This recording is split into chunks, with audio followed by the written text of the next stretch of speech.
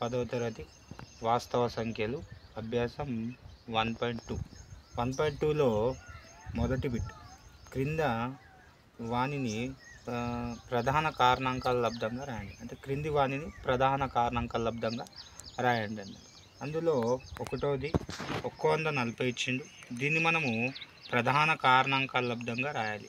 అంటే ఇంటిలో మొత్తం ప్రధాన సంఖ్యలు వచ్చే వరకు దీన్ని మనం రాసుకోవాలి. అంటే 140ని 2 70గా రాసుకోవచ్చు. 2 అనేది ప్రధాన సంఖ్య. మళ్ళీ దీన్ని 2 35లా రాసుకోవచ్చు 70ని. మళ్ళీ తర్వాత 2 ప్రధాన సంఖ్యని, ఈ 2 ప్రధాన సంఖ్యని, మళ్ళీ 35ని 5 7లా రాసుకోవచ్చు. ఇక్కడ చూసుకుంటే 2 ప్రధాన సంఖ్య, 2 ప్రధాన సంఖ్య, 5 కూడా ప్రధాన సంఖ్యనే, 7 కూడా ప్రధాన సంఖ్యనే.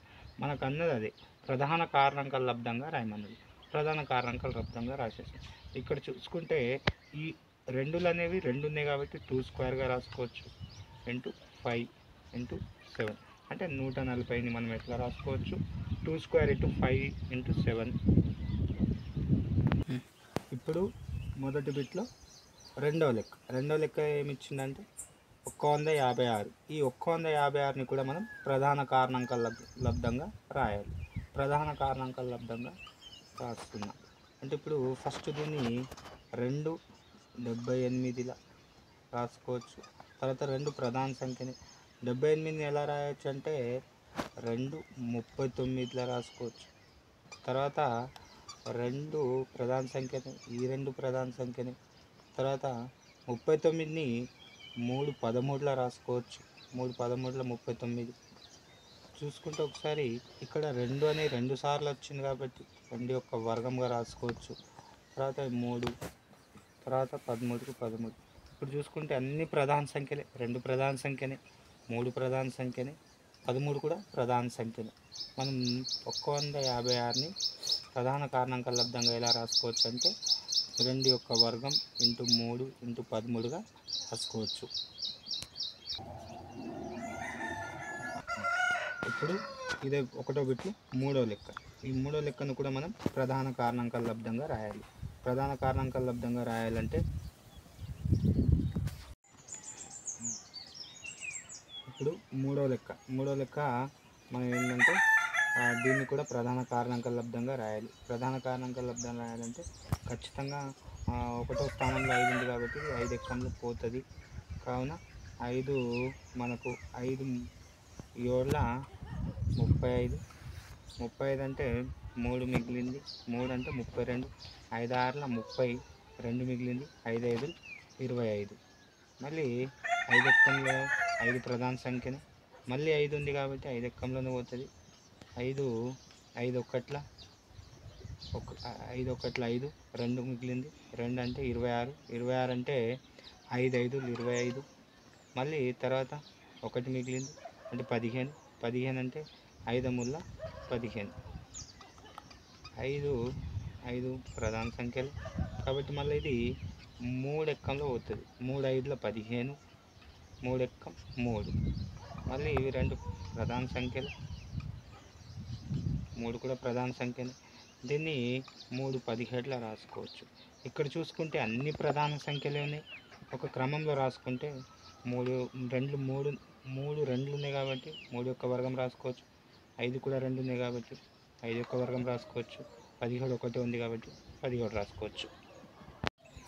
ఇప్పుడు నాలుగో లెక్క 5005. ఇక్కడ దీన్ని కూడా మనం ప్రధాన కారణాంకాలను రాస్తే ఖచ్చితంగా ఒకటో స్థానంలో 5 ఉంది కాబట్టి 5 ఎక్కంలో పోతుంది. కాబట్టి 5 ఎక్కం 5, 2 0లకు 0, మళ్ళీ 1. ఇప్పుడు 5 ప్రధాన సంఖ్య అలానే రాసుకుంటున్నా. దీన్ని 7 ఎక్కంలో తీసుకుందాం. 7 10 ఉంది కాబట్టి 7 ఎక్కం 7. తర్వాత 3 మిగిలింది 30 అంటే 7 ఎక్కంలో 7 4 28. 2 మిగిలింది 2 అంటే 21 అంటే 7 ముళ్ళ. ఇప్పుడు మళ్ళీ ఈ 5 ప్రధాన సంఖ్యని ఎలా ఉందో అట్లా రాసుకుంటున్నా. 7 ప్రధాన సంఖ్యని రాసుకుంటున్నా. 143ని 2 వరుస ప్రధాన సంఖ్యల లబ్ధంగా రాయొచ్చు. అంటే 11 13ల లబ్ధంగా రాసుకోవచ్చు. ఇప్పుడు చూసుకుంటే అన్ని ప్రధాన సంఖ్యలు వచ్చేసినాయి కాబట్టి 5000 5ని ఎట్లా రాసుకోవచ్చు అంటే 5 ఇంటూ 7 ఇంటూ 11 ఇంటూ 13గా రాసుకోవచ్చు. రైట్. ఇప్పుడు 5వ లెక్క 7429. ఇది ఖచ్చితంగా 17 ఎక్కంలోనే వస్తుంది. 17 ఎక్కంలో మనకు 17 నాళ్ళ 68. 68 అంటే ఖచ్చితంగా 6 మిగిలింది. 6 అంటే 62. 62 అంటే 17 ముళ్ళ 51. 51 అంటే 11 మిగిలింది. అంటే ఇది 9 అంటే 119. 119 అంటే 17 ఏళ్ళ. ఇప్పుడు 17 ప్రధాన సంఖ్య, 17 ప్రధాన సంఖ్యని మళ్ళీ 437ని 1923గా రాసుకోవచ్చు. ఇక్కడ చూసుకుంటే 17 ప్రధాన సంఖ్యనే, 19 ప్రధాన సంఖ్యనే, 23 కూడా ప్రధాన సంఖ్యనే. మనము 7429 ఎలా రాసుకోవచ్చు అంటే 17 ఇంటూ 19 ఇంటూ 23 అంటే వరుస ప్రధాన సంఖ్యలుగా రాసుకోవచ్చు. ఇప్పుడు అభ్యాసం 1.2లో 2 బిట్ క్రింది పూర్ణ సంఖ్యల యొక్క కాసాగు మరియు గాసాగాలను ప్రధాన కారణాంకాల లబ్ధ పద్ధతిలో కనుక్కోండి. అందులో ఒకటోది 12, 15 మరియు 21. ఈ 3 సంఖ్యలను మనము ప్రధాన కారణాంకాల పద్ధతి ద్వారా ఏమేమి కనుక్కోవాలంటే కాసాగు గాసాబా కనుక్కోవాలి. అయితే ఫస్ట్ 12ని ప్రధాన కారణాంకాలుగా రాస్తున్నా. 12ని ప్రధాన కారణాంకాలుగా ఎలా రాయొచ్చు అంటే 3 4లా రాసుకోవచ్చు. ఇక్కడ 3 అనేది ప్రధాన సంఖ్య, 4 ప్రధాన సంఖ్య కాదు కావున దీన్ని 4ని 2 యొక్క వర్గంగా రాసుకోవచ్చు. ఒక ఆర్డర్లో రాసుకుంటే 2 యొక్క వర్గము ఇంటూ 3. ఈ 12 యొక్క ప్రధాన కారణాంకాలు అయిపోయింది. తర్వాత 15 ఎలా రాయొచ్చు అంటే 3 5లా రాసుకోవచ్చు. ఇంకేం చేయలేం. 3 కూడా ప్రధాన సంఖ్యనే, 5 కూడా ప్రధాన సంఖ్యనే. తర్వాత 21ని ఎలా రాయొచ్చు అంటే 3 7లా రాసుకోవచ్చు. ఇప్పుడు 3 సంఖ్యల్ని మనం ప్రధాన కారణాంకాలుగా విడగొట్టినాం. ఈ ప్రధాన కారణాంకాలుగా విడగొట్టిన తర్వాత కాసాగు కనుక్కోమన్నాడు కాబట్టి కాసాగు కనుక్కుంటున్నాం. కాసాగులో మనం నిన్న చెప్పుకున్న విధంగా ఇవి చేయండి. ఇప్పుడు కాసాగులో ఏం చేయాలంటే ఖచ్చితంగా ఈ 3 సంఖ్యల్లోని ఉమ్మడి మూలకాలతో పని లేదు. ఒకవేళ ఉమ్మడి మూలకాలు ఉంటే అందులో పెద్ద సంఖ్యను తీసుకోవాలి. పెద్ద సంఖ్యలు చూసుకుంటే ఇక్కడ 2 స్క్వేర్ ఉంది, ఇక్కడ 2 స్క్వేర్ లేదు, ఇక్కడ కూడా 2 లేదు. ఈ 2 లేకపోయినా ఖచ్చితంగా 2 స్క్వేర్ తీసుకోవాల్సింది. ఇక్కడ 3 ఉంది, ఇక్కడ 3 ఉంది, ఇక్కడ 3 ఉంది. మూడిట్లో చూసుకుందాం 3 ఉంది, అయినా మూడిట్లో పెద్దది 3 కాబట్టి 3 తీసుకుందాం. తర్వాత ఇక్కడ 5 ఉంది, ఇక్కడ 5 లేదు, ఇక్కడ కూడా 5 లేదు, అయినా తీసుకోవాల్సిందే. ఇక్కడ 7 ఉంది, ఇక్కడ 7 ఉంది లేదు, ఇక్కడ కూడా లేదు, అయినా అప్పుడు 7 కూడా తీసుకోవాల్సిందే. ఒకసారి ఇవి అన్నిటినీ మనం గుణాకారంలో ఉంది కాబట్టి గుణించుకుంటే 2 యొక్క వర్గం 4, 3 5ల 15, 7కు 7.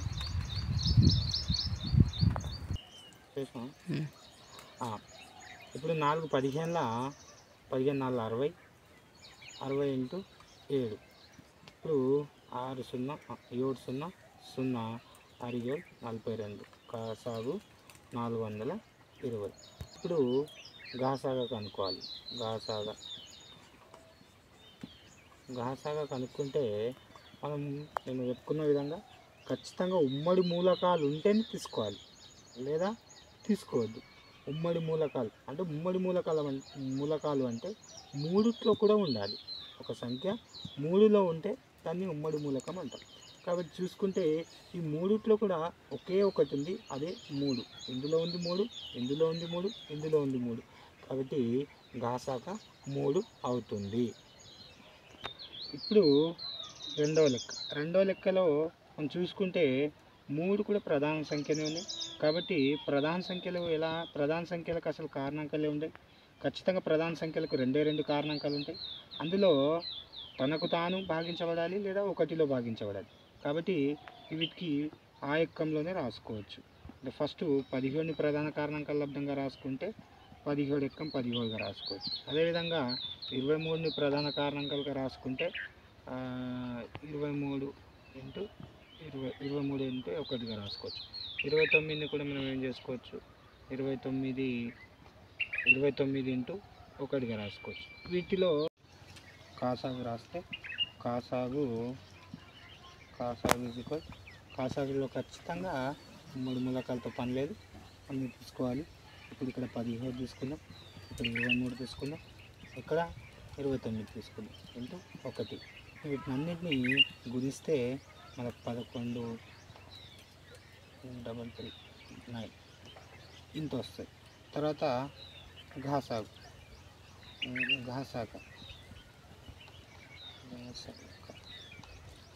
ఘాసాక చూసుకుంటే ఖచ్చితంగా అన్నిట్లో ఉమ్మడిగా 1 మాత్రమే ఉంది కాబట్టి ఘాసాక 1. ఇప్పుడు మూడో లెక్కలో మళ్ళీ 3 సంఖ్యలు ఇచ్చిండు, వాటిని ప్రధాన కారణాంకాలుగా రాద్దాం. రైట్, ఇక్కడ 8. ఈ 8ని ఎలా రాసుకోవచ్చు అంటే 2 × 4 రాసుకోవచ్చు. ఇక్కడ 2 మళ్ళీ 4ని 2 × 2 రాసుకోవచ్చు. చూసుకుంటే 2 3 ఉన్నాయి కాబట్టి 2 క్యూబ్గా రాసుకోవచ్చు. అంటే 2 యొక్క ఘనం 8 కావున ఇలా కూడా రాసుకోవచ్చు. తర్వాత 9 మనం 3 యొక్క వర్గంగా రాసుకోవచ్చు. తర్వాత 25ని మనం 5 యొక్క వర్గంగా రాసుకోవచ్చు. ఇప్పుడు వీటిని కాసాగు రాస్తే ఫస్ట్ కాసాగు రాస్తే కాసాగులో ఉమ్మడి మూలకాలతో పని లేదు కాబట్టి ఖచ్చితంగా మనం ఏం రాసుకోవచ్చు, 2 యొక్క ఘనం రాసుకోవచ్చు, ఇక్కడ 3 యొక్క వర్గం రాసుకోవచ్చు, ఇక్కడ 5 యొక్క వర్గం రాసుకోవచ్చు. చూసుకుంటే 2 యొక్క ఘనం 8, 3 యొక్క వర్గం 9, 5 యొక్క వర్గం 25. తర్వాత ఇప్పుడు 8 25ల 200 ఇంటూ 9, 9 0 0 9 0 0 9 2 18, అంటే కాసాగు 1800. తర్వాత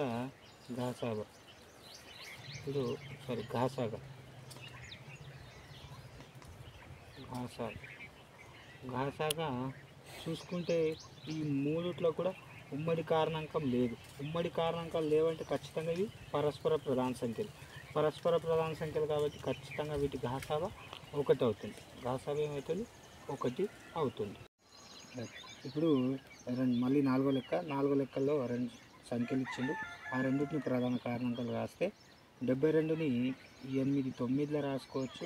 ఇవి 2 ప్రధాన సంఖ్యలు కావు కాబట్టి 8ని 2 యొక్క ఘనంగా రాసుకోవచ్చు, 9ని 3 యొక్క వర్గంగా రాసుకోవచ్చు. ఇవి 2 ప్రధాన సంఖ్యలే కాబట్టి సరిపోయింది.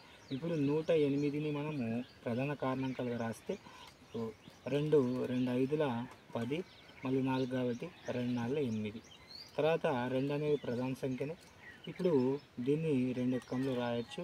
2 2 4, 1 మిగిలింది 14. 14 అంటే 2 7 14. ఇప్పుడు 2 ప్రధాన సంఖ్యనే 27 ఉంది కాబట్టి 3 9లా రాసుకోవచ్చు.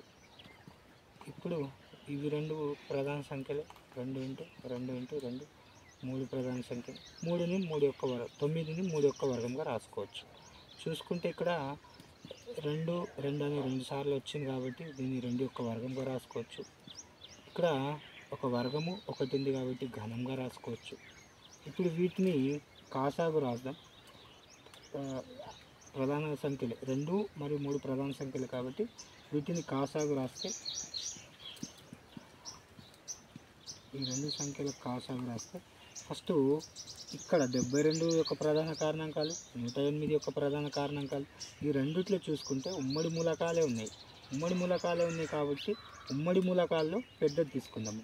ఇక్కడ 2 ఉంది, ఇక్కడ 2 ఉంది, ఈ రెండిట్లో పెద్దది 2 క్యూబ్. తర్వాత ఇక్కడ 3 ఉంది, ఇక్కడ 3 ఉంది, ఈ రెండిట్లో చూసుకుంటే పెద్దది 3 క్యూబ్. క్యూబ్ అంటే 8, 3 క్యూబ్ అంటే 27. ఈ రెండింటిని ఇంటూ వేసుకుంటే 7 8 56, 6 5 చేతన, తర్వాత 8 2 16, 16 21, 216 కాసాగా అవుతుంది. ఇప్పుడు ఘాసాగా రాసుకుంటే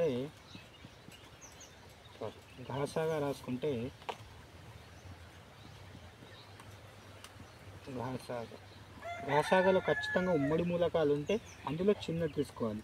ఇక్కడ ఉమ్మడి మూలకాలే ఉన్నాయి, చిన్నదంటే 2 స్క్వేర్ 3 స్క్వేర్. 2 స్క్వేర్ అంటే 4, 3 స్క్వేర్ అంటే 9, 4 9 36, 36.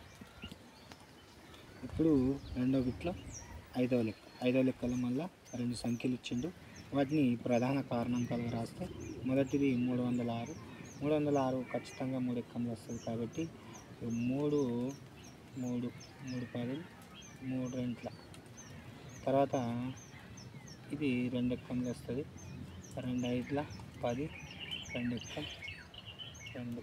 తర్వాత 3 2 అనేవి 2 ప్రధాన సంఖ్యలు. ఇది 3 17 51. ఇప్పుడు 3 అనేది 2 సార్లు వచ్చింది కాబట్టి ఒక ఆర్డర్లో రాసుకుంటే 2 ఇంటూ 3 2 సార్లు వచ్చింది కాబట్టి 3 స్క్వేర్ ఇంటూ 17. ఇవి చూసుకుంటే ఇవన్నీ ప్రధాన సంఖ్యలు. 2 ప్రధాన సంఖ్యలు, 3 ప్రధాన సంఖ్యలు, 17 కూడా ప్రధాన సంఖ్యలు.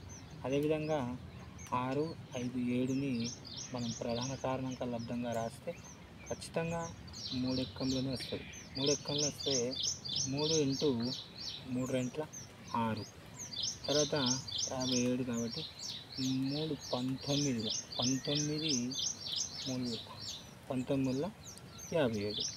తర్వాత మళ్ళీ 3 ఎక్కంలోనే వస్తాయి. ఇప్పుడు 3 7 21, 3 3 9. ఇప్పుడు 3 అనేది 2 సార్లు వచ్చింది కాబట్టి 73 అనేది ప్రధాన సంఖ్యని, 3 ప్రధాన సంఖ్యలు, 3 ప్రధాన సంఖ్యలు. 3 అనేది 2 సార్లు వచ్చింది కాబట్టి 3 యొక్క వర్గంగా రాసుకోవచ్చు 73. ఇవన్నీ ప్రధాన సంఖ్యలు. ఇప్పుడు ఈ 2 సంఖ్యలకు కాసాగు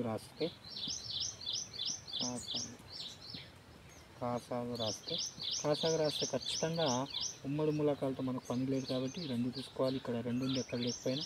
ఇక్కడ 3 స్క్వేర్ ఉంది, ఇక్కడ 3 స్క్వేర్ ఉంది. రెండిట్లో చిన్నదైనా పెద్దదైనా ఇదే కాబట్టి పెద్దది తీసుకోవాలి. తర్వాత 17 ఉంది, 17 తీసుకోవాలి. తర్వాత 73 ఉంది, 73 తీసుకోవాలి. ఇప్పుడు ఇంటూ చేసుకుంటే 2 ఇది 9 ఇంటూ 17 ఇంటూ 73. వీటన్నిటిని ఇంటూ చేస్తే మనకు 2 9 18, 18 ఇంటూ 17 ఇంటూ 73. వీటిని ఇంటూ చేస్తే 22 338. కాసాగు ఇప్పుడు ఇంత వస్తుంది. తర్వాత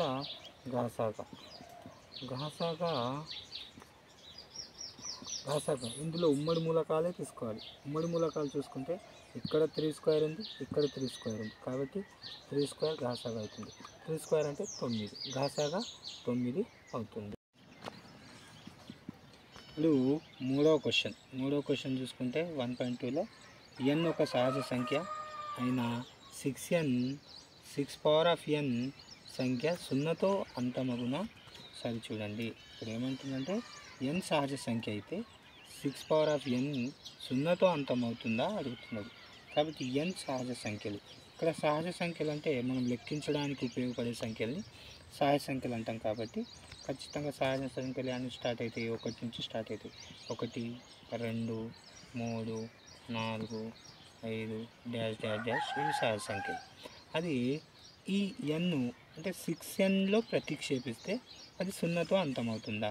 6n ఇక్కడ 6n మనం ఫస్ట్ 1 తీసుకుందాం. n ప్లస్లో 1 తీసుకుంటే 6n అంటే 6. తర్వాత 6n 2 తీసుకుందాం. సార్ 2 స్క్వేర్ అంటే 30, 6 స్క్వేర్ అంటే 36. తర్వాత ఈసారి n బదులుగా 3 తీసుకుందాం అంటే 6 క్యూబ్ అవుతుంది. 6 క్యూబ్ అంటే 216. అంటే చూసుకుంటా పోతే ఒకటో అంకెలో అంటే ఇక్కడ 0తో అంతం కావట్లేదు, 6తో అంతం అవుతుంది. కాబట్టి 6n సహజ సంఖ్యలు n అనేది సహజ సంఖ్య అయితే 6n 0తో అంతం కాదు. n అనేది సహజ సంఖ్య అయితే n అనేది సహజ సంఖ్య అయితే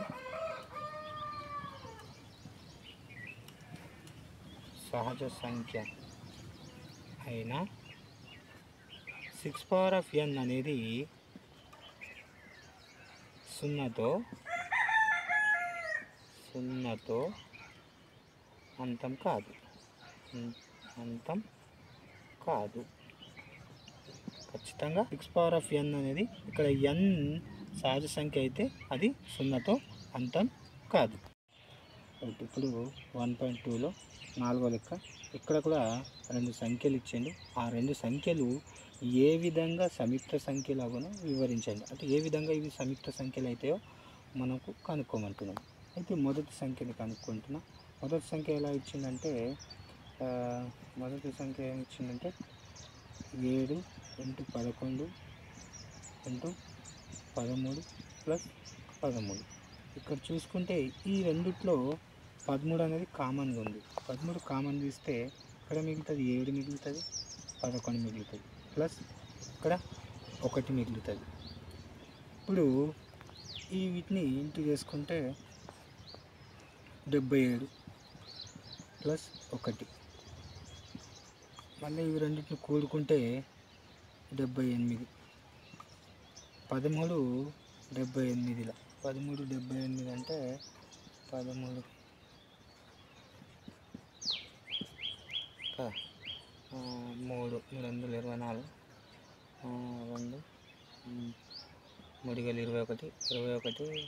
21 21 21 2 21 2 23 4 10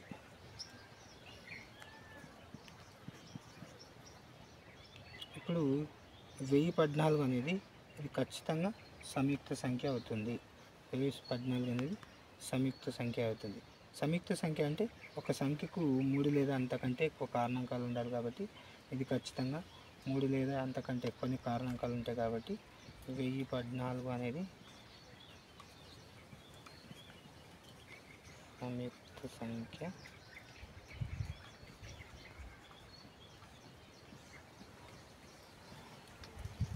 అవుతుంది. సంయుక్త సంఖ్య అవుతుంది. ఇప్పుడు రెండవ సంఖ్య చూసుకుంటే ఏమి ఇచ్చిండు? 7 × 6 × 5 × 4 × 3 × 2 × 1 ×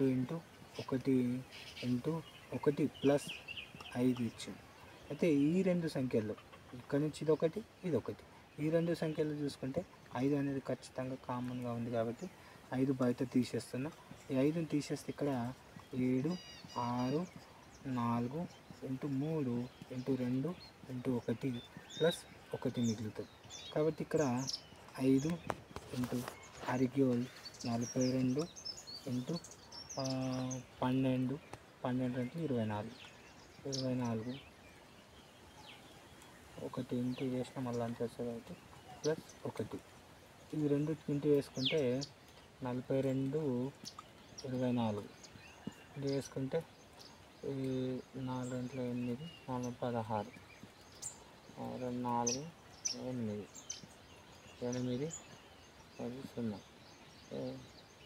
8 8 10 1008 10,008 +1 అంటే 10,009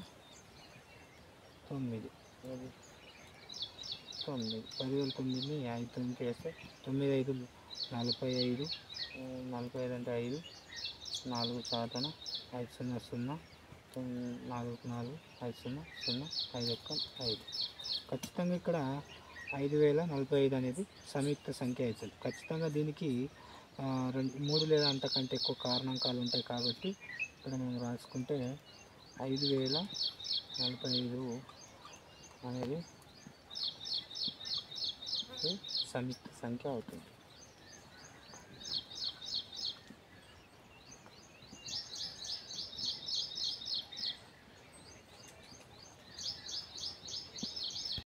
ఇప్పుడు అభ్యాసం 1.2లో 5వ లెక్క 2 సంఖ్యలు ఇచ్చిండు. ఆ 2 సంఖ్యలని అనేవి ఒక సంయుక్త సంఖ్య అని ఏ విధంగా నిరూపిస్తావో వివరించండి అంటున్నాడు. అయితే ఈ రెండింటిని రాసుకుంటే ఒకసారి 17 × 11 × 2 + 17 × 11 × 5. ఈ రెండు సంఖ్యల్లో చూసుకుంటే కామన్గా మనకేమున్నాయి? 17 × 11 ఉంది. 17 × 11 కామన్ వచ్చేస్తే ఇక్కడ ఏం మిగులుతుంది? మనకు 2 మిగులుతుంది. ప్లస్ ఇక్కడ ఏం మిగులుతుంది? 5 మిగులుతుంది.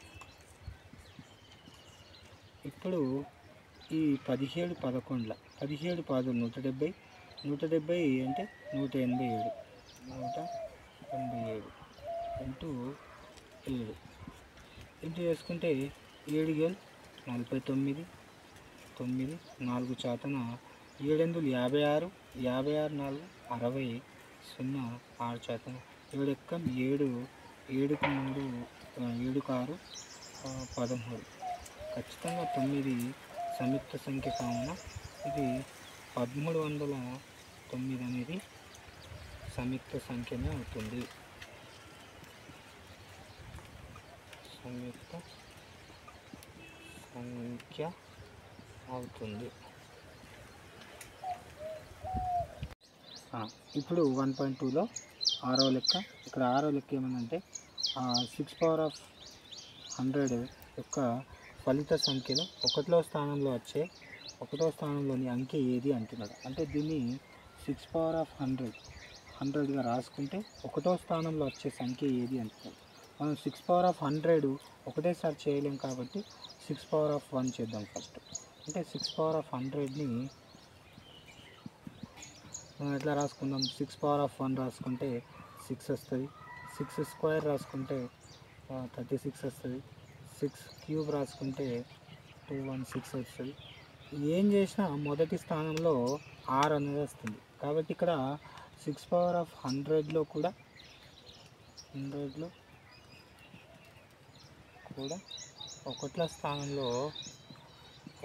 స్థానంలోని